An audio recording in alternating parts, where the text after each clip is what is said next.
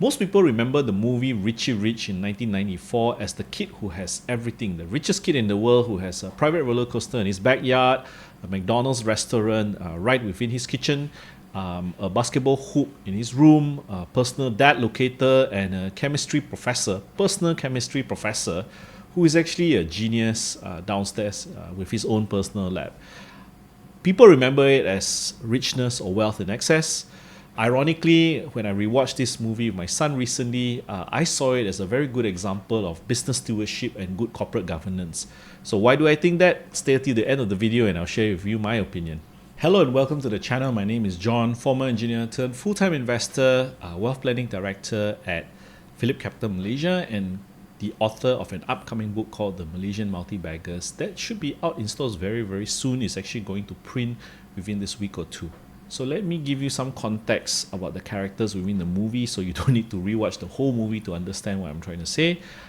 There's this couple called Richard and Regina Rich, who happens to be one of the richest couples in the world, obviously fictional characters, and they just have a son born. His name is Richard, and he is assigned a butler named Herbert, who happens to be his guardian, his companion, he's in a way his concierge for life.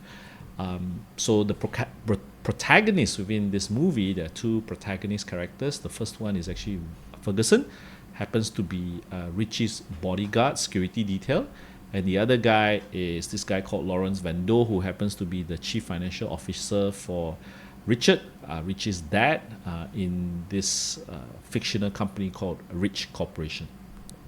So Lawrence Van Doo, being the CFO, plotted with Ferguson to actually murder the entire Rich family because he was envious of their wealth, and they plotted to do it while they were flying over to England to visit the Queen.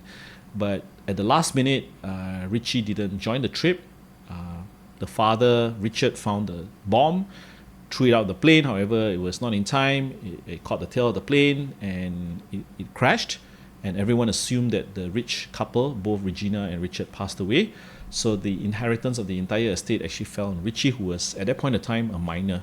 I think the first takeaway for me was how Herbert the butler really upheld old school practices of integrity, strong corporate governance by, trying to stave off what Lawrence Van Doo, the CFO, Lawrence Van Doo, the CFO, tried to wrestle his way in and says that Richie, even though he is the rightful heir to the Rich Corporation and the entire estate, is too young as a minor to run the business.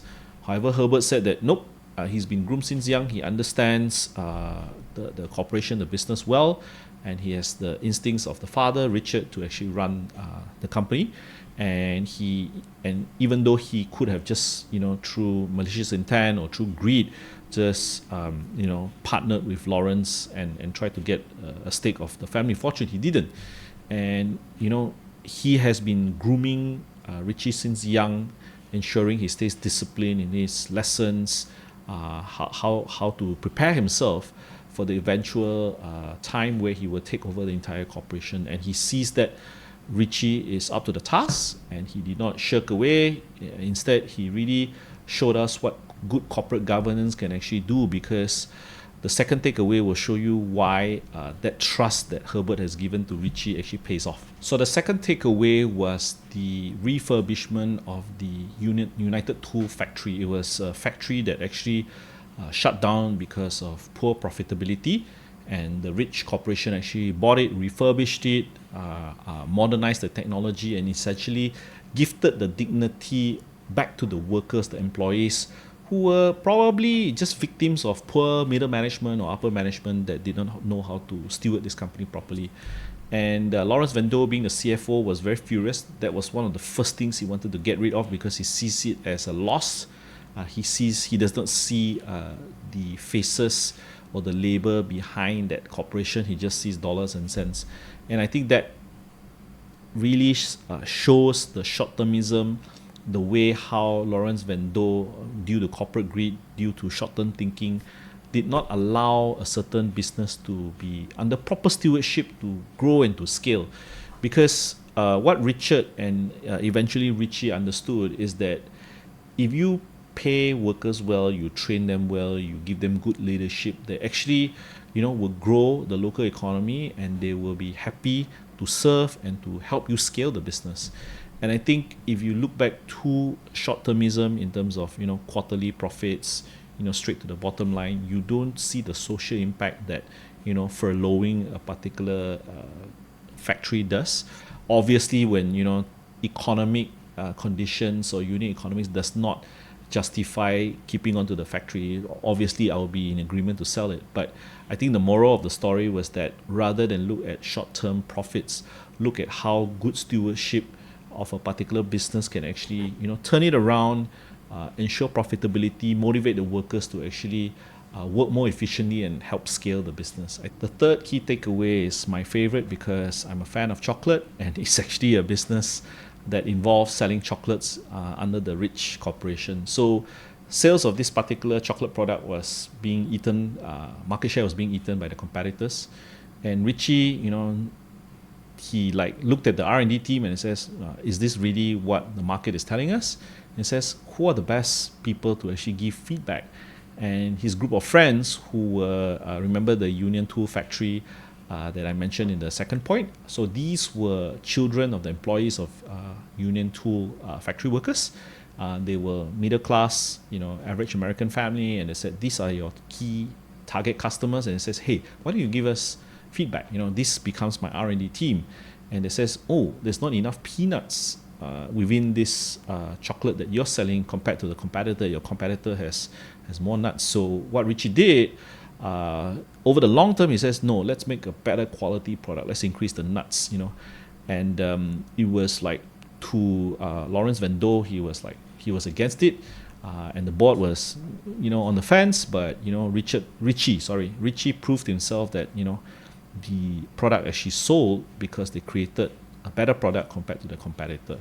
So the lesson that I take away from this is really, when a corporation actually grows very, very large, we often get blindsided because it's so inward looking. It becomes very bureaucratic because you've grown in size, and you lose touch with the customer.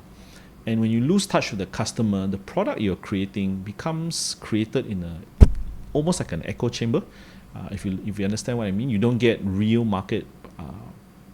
product market fit, and that's where you start losing customers. Sales drop. When sales and profits actually drop, it's actually a symptom, not the root cause of it.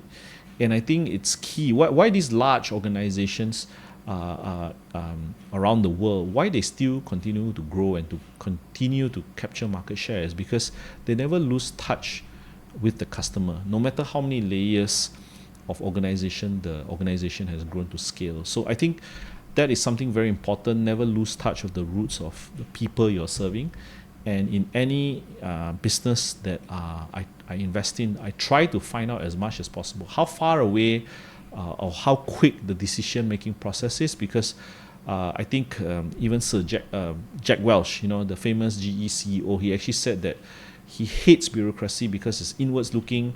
It actually shields the decision makers too far away from the customers, because all the managers in the middle just want to protect themselves, and they will sell you nice stories to the upper management. Upper management, if they don't, in Malaysia we have this term called turun padang, don't go to the ground and really understand what's wrong with the product, what's wrong with the service. That's when it comes tumbling down for a business. So I've got one additional bonus point, and that is actually Professor Keen Bin, who happens to be the chemistry tutor for Richie in this case. Richard, the father of Richie, actually commissions Professor Keen Bin with a certain amount of budget to innovate and to try curious and creative things, so that what Lawrence Van Doe really hates are toys, these inventions that Professor Keen Bin actually does. And I see it as an organization that do not or is not willing to spend R&D money to create or to fail or to iterate any product as something that will cause the organization or the corporation to stagnate. That's why Google will have their moonshot projects. That's why GE will have their innovation labs. That's why all these corporations that have survived 50, even 100 years, they have to continuously innovate and invest, because you cannot just look at purely the ROI returns, because there's very much short-term thinking. And unless you experiment, you iterate, how would you know a product actually has a product market fit? I mean, like, there were things that Microsoft actually developed that was way ahead of their time. However, all those mistakes or lessons learned, they continuously try to evolve because the world is evolving, the economic conditions are evolving, consumer behaviors are actually evolving. So if you're only looking at very short-term profits, how do you prepare the organization? How do you make the organization curious enough to adapt to the changing needs of behaviors of consumers in the future? And I think any organization that you invest in, if you really want a multi-bagger kind of return, you do not want status quo. You do not want business as usual for these organizations. They have to continue to not bet the house on it, but really like start with small experiments so that, hey, if it's good, why don't we add more fire to it? Why don't we pedal to the metal, right? This actually works, and it could be an adjacent business that they could pivot into when their existing business is no longer favorable by the market. So there you go, my 3+1 key takeaways. I never thought that an entertainment movie, a comedy about wealth movie, can be used as an investment lesson, and I hope that this was useful for you. I'll see you in the next video.